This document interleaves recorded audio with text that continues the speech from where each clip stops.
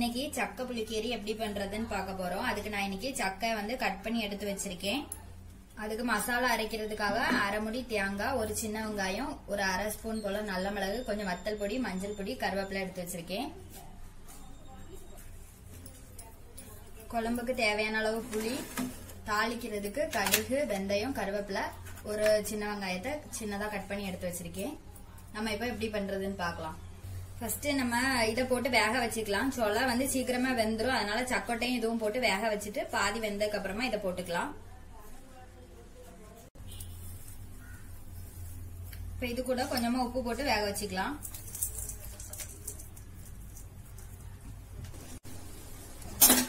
பாதி வெந்துட்டு போட்டுக்கலாம்.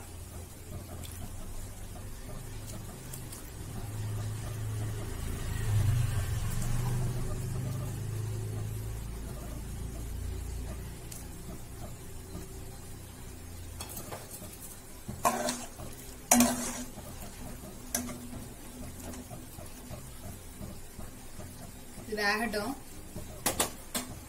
சக்கை நல்லா வெந்துட்டு தண்ணி வடிகட்டிட்டு இதை மட்டும் தனியா எடுத்துக்கலாம். இப்போ மசாலா அரைச்சிக்கலாம். மசாலா அரைக்கிறதுக்கு எடுத்து வச்சிருந்த அரைமுறி தேங்காய், கொஞ்சம் மஞ்சள் பொடி, வத்தல் பொடி, சின்ன வெங்காயம், நல்ல மிளகு, கொஞ்சமா கருவேப்பிலை போட்டிருக்கேன். இதை வந்து நல்லா நைஸா அரைச்சிக்கலாம். நல்லா நைஸா அரைச்சி எடுத்தாச்சு. இப்ப இது கூட புளித்தண்ணி கரைச்சி விட்டுக்கலாம்.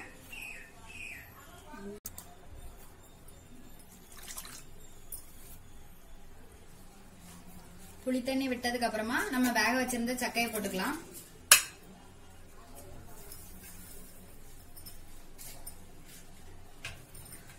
உப்பு. இப்ப இது கூட தேவையான அளவு தண்ணி விட்டுக்கலாம்.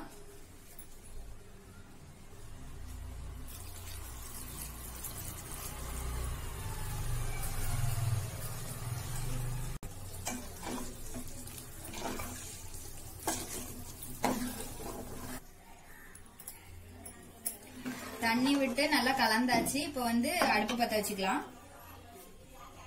நல்லா நுரைச்சு வந்தோடனே இறக்கிக்கலாம். இப்போ ஆஃப் பண்றேன். இத வேற பாத்திரத்துல மாத்திட்டு காமிக்கேன். இப்போ கடுகு, வெந்தயம், சின்ன வெங்காயம், கருவேப்பிலை இவ்வளத்தையும் தாளிச்சு கொட்டிக்கலாம்.